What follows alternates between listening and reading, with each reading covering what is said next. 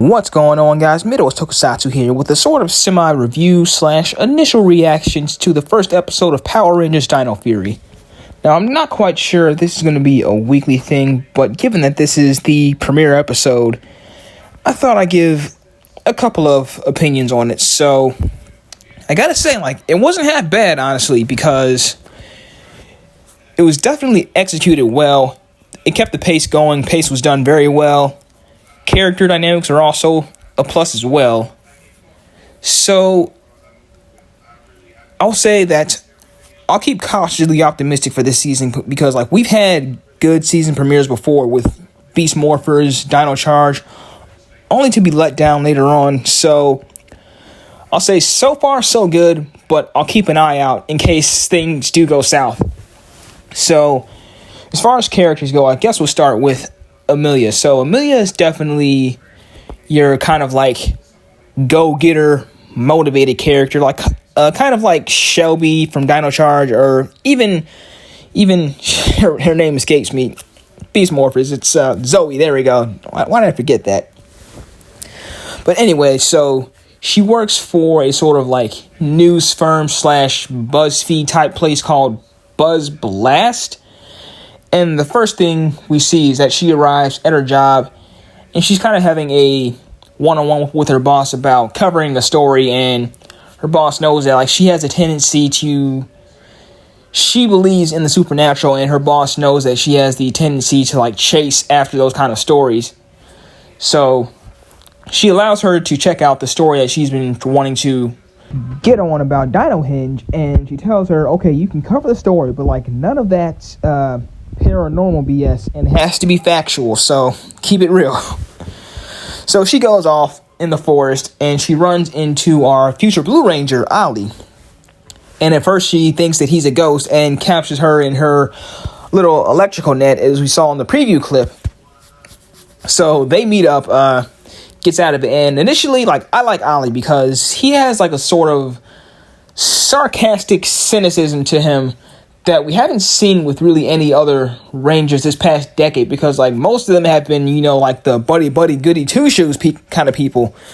So I like to see a little piece of contention between the two, because especially because Ollie is a skeptic when it comes to the supernatural, and knowing Amelia that's an initial point of contention between them. So off the bat, I like the fact that they're not all, friends all of a sudden, So next person we meet is Ollie's mother after they meet up with her. And we find out that she is an archaeologist trying to get some information on the history of the Dino Hinge statues. And we also find out that they're not supposed to be there because they're interrupted by the Park Ranger Garcia. And this is a good point about the kind of humor that this season is introducing, because when he shows up, Amelia's like, oh great, it's Sergeant Buzzkill or something like that.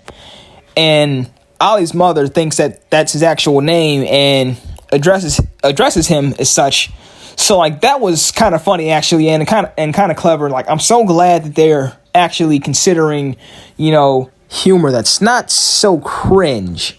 So then we meet up with Void Knight after Ollie's mother goes off with the Park Ranger, and he opens up the entrance to, I guess, the Dino Hinge base is what you call it, and Ollie and Amelia follow him in there.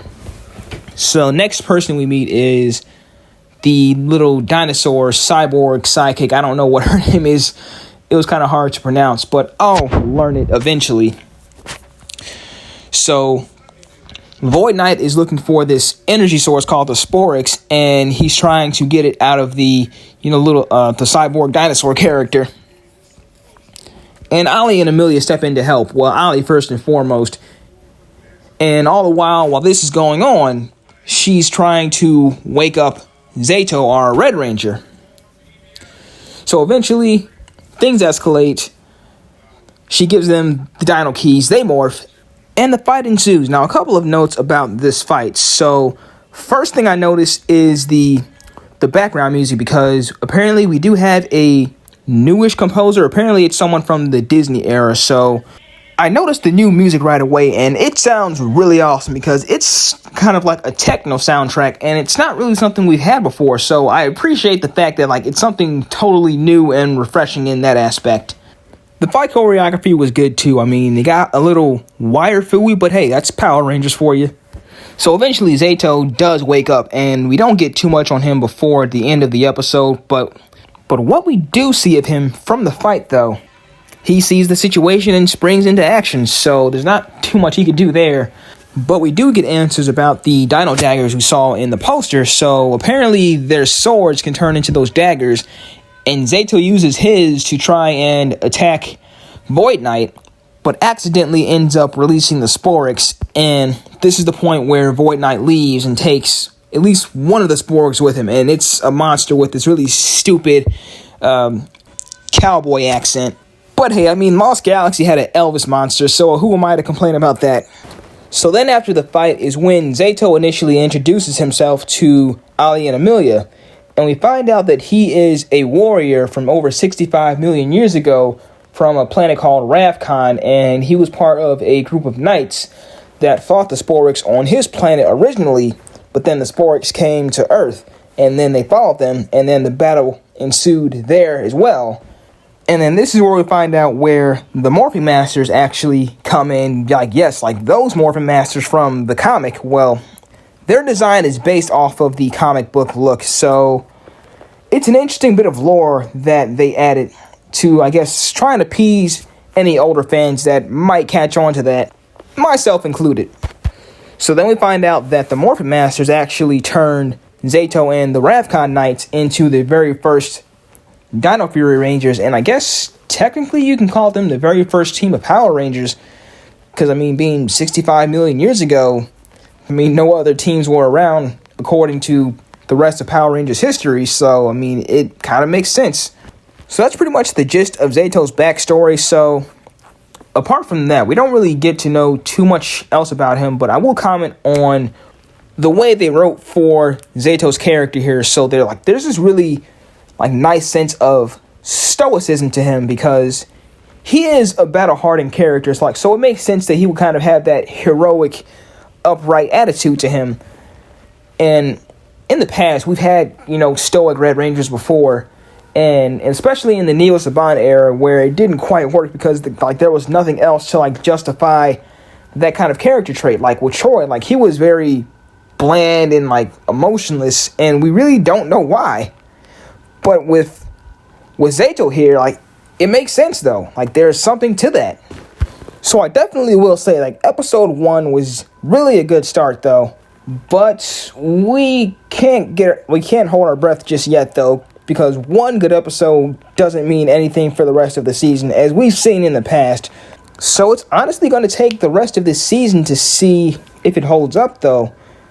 So the rest of the season will retroactively decide if this episode actually is worth our admiration. But from what I've seen so far, I do like. So I can at least give it, let's say, an 8 out of 10.